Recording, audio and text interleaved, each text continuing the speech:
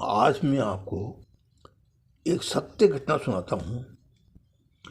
उस सत्य घटना के अंदर में बरका या प्रवेश संबंधी एक सत्य घटना है। हमने मेरठ में मासिक पत्रिका त्यागी ब्राह्मण जनवरी 1958 में पढ़ी और नवभारत टाइम्स आदि पत्रों में भी पढ़ी। हम इस सत्य घटना की जांच करने के लिए स्वयं पत्रों में उल्लिखित घटना स्थल हसूलपुरा जाटान गांव नामक गांव में गए। वहां घटना से संबंधित लड़के के पिता चौधरी श्री गिरधारीलाल सिंह जी से जाट से मिले। गांव के सैकड़ों आदमियों से भी मिले। उस लड़के का अपने पास बिठाकर सब बातें की। घटना इस प्रकार है। जिला मुजफ्फरनगर के गांव रसूलपुर जाटान में चौधरी श्री गिरधारीलाल सिंह जी की जाट, जो श्री राजाराम सिंह जी की जाट के सुपुत्र है, उनके एक लड़का हुआ जिसका शुभ नाम उन्होंने जसवीर रखा। जिस समय वह 3-4 महीने का हुआ तो वह अकस्मात बीमार हो गया। उसके चेचक निकल आई। वह बहुत इलाज कराया पर लाभ कुछ नहीं हुआ। अंत में लड़का इस बीमारी से मृत्यु को प्राप्त हो गया। वह रात्रि में मरा। सबने यही निश्चय किया कि रात्रि अधिक हो गई है, इसलिए प्रातःकाल ही इसे मट्टी देने को ले जाना चाहिए, वही उचित होगा। अतः जसवीर के मृत शरीर को ढककर रख दिया गया। अब यहाँ एक बात ध्यान रखने योग्य है कि रात्रि में शरीर को, कोई भी मृत शरीर को अकेला नहीं छोड़ना चाहिए। उसके पास किसी को रहना चाहिए, क्योंकि उसके पास किसी नहीं रहने से उसमें कोई दूसरी आत्मा कभी भी प्रवेश कर सकती है। और यही जसवीर सिंह की आत्मा के साथ हुआ। जिला मुजफ्फरनगर के ही एक दूसरे बेड़ी के निकट रोहाना मिल में चौधरी शंकरलाल त्यागी के एक लड़का शोभाराम त्यागी था, जिसकी आयु उस समय लगभग 23-24 वर्ष थी। शोभाराम त्यागी का ब्याह हो चुका था। उसके 2 लड़के और एक लड़का था। एक बार एक बारात मोजा के अंदर से ग्राम निर्माण जिला मुजफ्फरनगर को जा रही थी। उसमें भेड़ी के शंकरलाल त्यागी का वह 24 वर्षीय पुत्र शोभाराम त्यागी भी शामिल था। उस बारात में अपना रथ हाँक कर ले जा रहा था। रास्ते में अकस्मात वह उस रथ से गिरा और रथ का पहिया उसकी गर्दन के ऊपर से निकल गया। अधिक चोट लगने के कारण उसके नाक कान से रक्त बहने लगा। अत्यधिक रक्त स्वान के कारण वह तत्काल बेहोश हो गया। उसकी ये दशा देखकर सभी लोग बहुत ही घबरा गए थे। उनकी बेहोशी की हालत में उसे रथ में डालकर रेहाना मिल के अस्पताल में ले जाया गया। उससे रात्रि को 11 बजे शोभाराम को मृत शरीर को शांत घोषित कर दिया गया। सबने मिलकर वहीं पर उसका दाह संस्कार कर दिया। शोभाराम के मरने की घटना ठीक उसी दिन की है जिस दिन रसूलपुर में जाटान गांव में श्री गिरधारीलाल सिंह जाट का लड़का जसवीर सिंह चेचक की बीमारी से रात्रि में मरा था। प्रातःकाल जब सब लोग रोते चिल्लाते हुए जसवीर के बच्चों को उठाकर जंगल में दबाने के लिए जा रहे थे तो सबको ऐसा लगा देख कर कि बड़ा आश्चर्य हुआ कि जसवीर के मृत प्रेत शरीर में अकस्मात जीवन का संचार हो गया। वो धीरे धीरे बिल्कुल स्वच्छ हो गया। ये देखकर सब लोग बड़े प्रसन्न हुए। उस सबने ये समझा कि जसवीर जिंदा हो गया। जसवीर के शरीर से निकला हुआ जीव पुनः प्रकट आया, पर वास्तव में ये बात नहीं थी। बाद में सबको ये देखकर बहुत ही अधिक विस्मय हुआ कि जसवीर मृत शरीर में तो वास्तव में जिंदा हो गया है, पर उसमें जसवीर का आत्मा नहीं है, उसमें किसी दूसरे व्यक्ति की आत्मा प्रविष्ट हो गई है। बात ऐसी ही थी। जसवीर के उस मृत शरीर में भेड़ी शोभाराम त्यागी की आत्मा प्रवेश कर गए। बालक जसवीर के मृत शरीर में शोभाराम त्यागी की आत्मा प्रविष्ट हो जाने पर भी उसने अपने पिछले जन्म की सब कुछ याद रही। जसवीर की लघु काया में उसने 24 वर्षों के पुरुष को इस प्रकार प्रविष्ट देखकर त्यागी पुरुष ब्राह्मण से जाट घर में आया हुआ देखकर तथा भैड़ी गांव में स्थित पति पत्नी बच्चों तथा अन्य परिवारजनों को आदि को वह मन ही मन अत्यंत ही परिहास और दुखी हो रहा था। उस कहा, मैं तो त्यागी ब्राह्मण हूँ, तुम लोग जाट हो, तुम्हारे घर का खाना नहीं खाऊंगा। तुम्हारे घर में मिट्टी की इडलियों में तो सागा बनता है, मैं उसे नहीं खाऊंगा। मुझे ब्राह्मण के घर का भोजन मिलना चाहिए।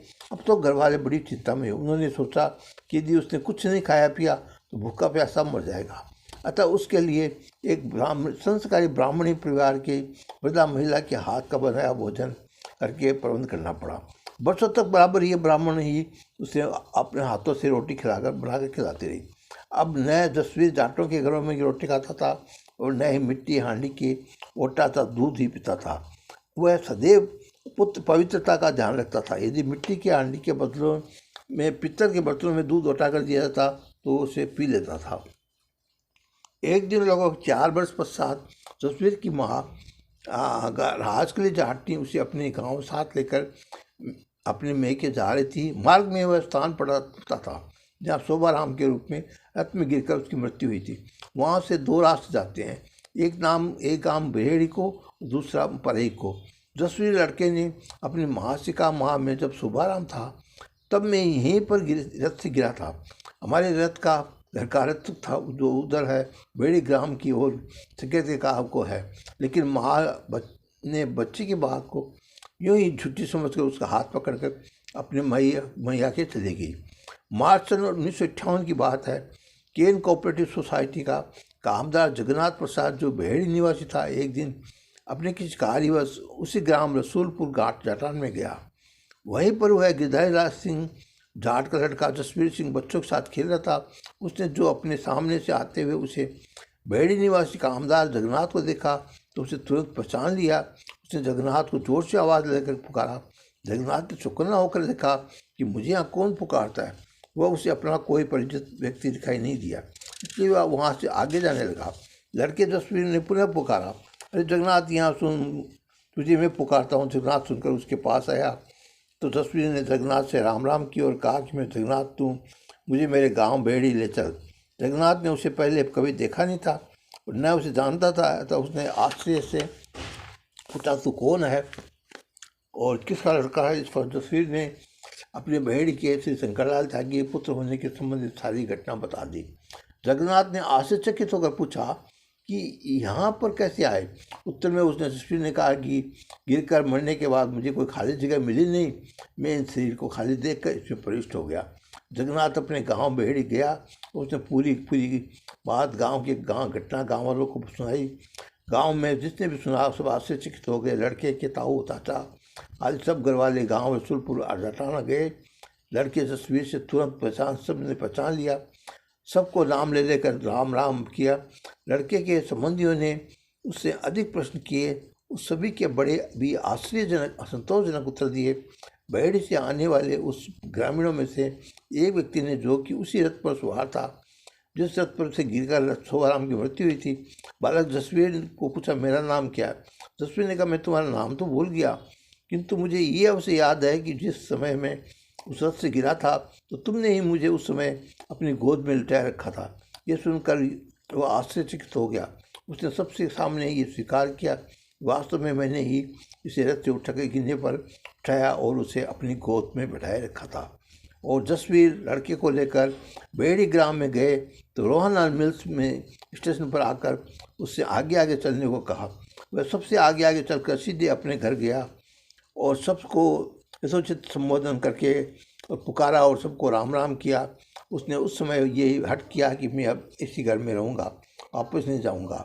अब जसवीर दोनों जगह रहता है, कभी अपने पहले जन्म के अपने पहले बाल बच्चों के बहेड़ी वाले घर में चला जाता है तो कभी रसूलपुर जाटान गाँव में आ जाता है।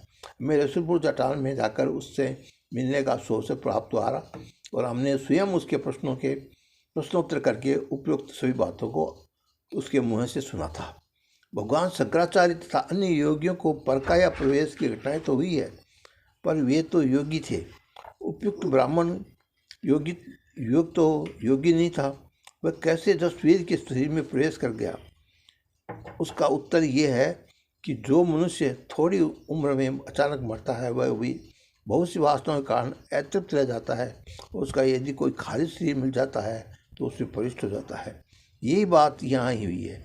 यद्यपि ऐसी घटनाएं बहुत ही कम होती है पर हो सकता है।